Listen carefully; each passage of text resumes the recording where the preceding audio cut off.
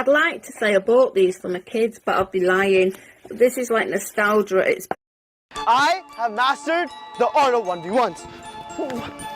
After trying every move possible, I found the best 5 skills that work every time in game. Just like that. I'm beating skill. That doesn't work. Instead, here are the 5 skills that work every time in game. Probably the most effective move. You can use this in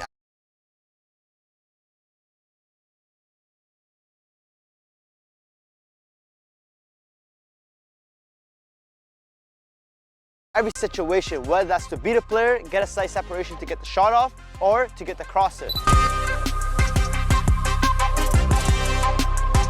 A step over.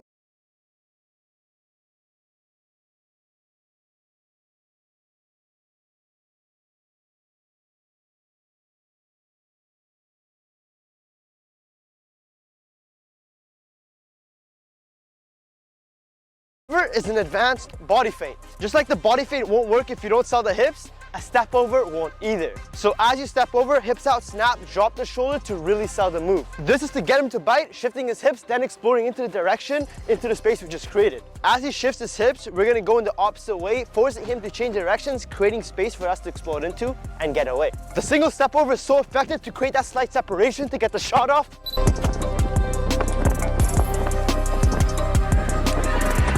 Or to get the cross off.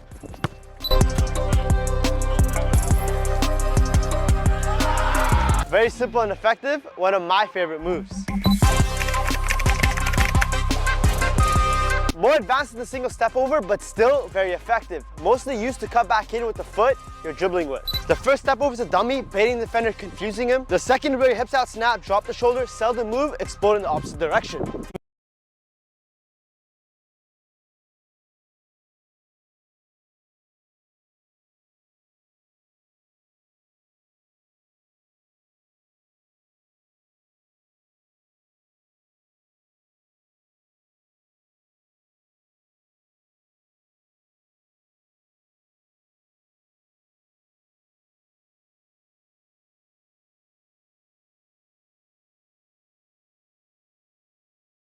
Today, you're going to learn how to master the basics and get yourself to a level where you can actually compete in a professional environment. It is a formula I discovered at the age of 16, which helped me jump 3 levels in a single year, which eventually got me to a level where I can compete in a professional environment. How I went from a complete beginner to playing against the Canadian national team and being in a professional club's youth academy. I'm going to take you through a 2-step process that will ensure you master the right technique and have it become muscle memory. Then drastically increase speed of play through natural training that'll get you to the professional level. But before I do, earlier this year, I made a video that broke down exactly how I went from being 12 and a refugee in a brand new country to playing for one of the most elite clubs in the world at the age of 18. But more importantly, how I played against Alphonso Davies when the Canadian national team came to train with us. Let's go.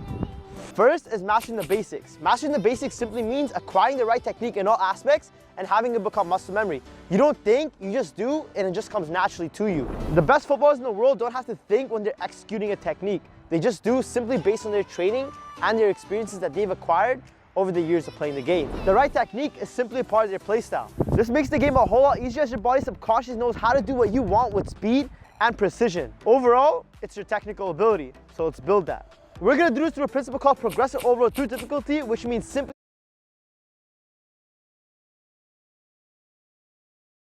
starting with the very basics, then gradually making it harder to challenge technique so it becomes muscle memory.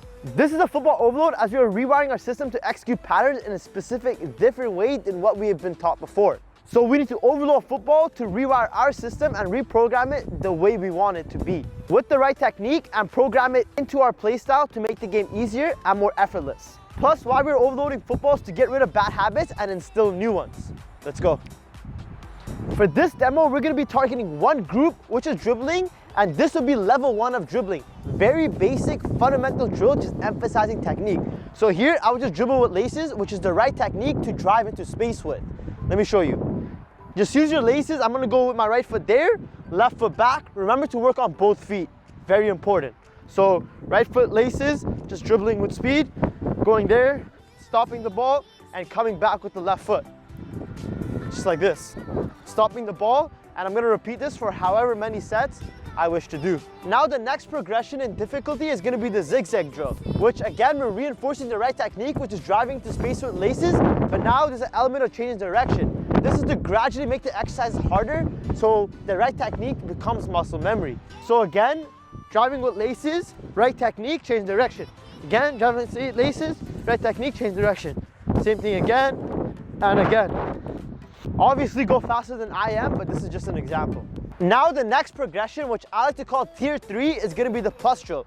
Many different changes of direction and more element of creativity added into this one, which is gradually more difficult than the zigzag drill. Let me show you. So you'd go in this order, a much more challenging, much more difficult, and different elements added and incorporated in it, whilst maintaining the driving into space with laces, which is the right technique. Remember, the main element of these drills is to drive the ball with laces, always reinforcing the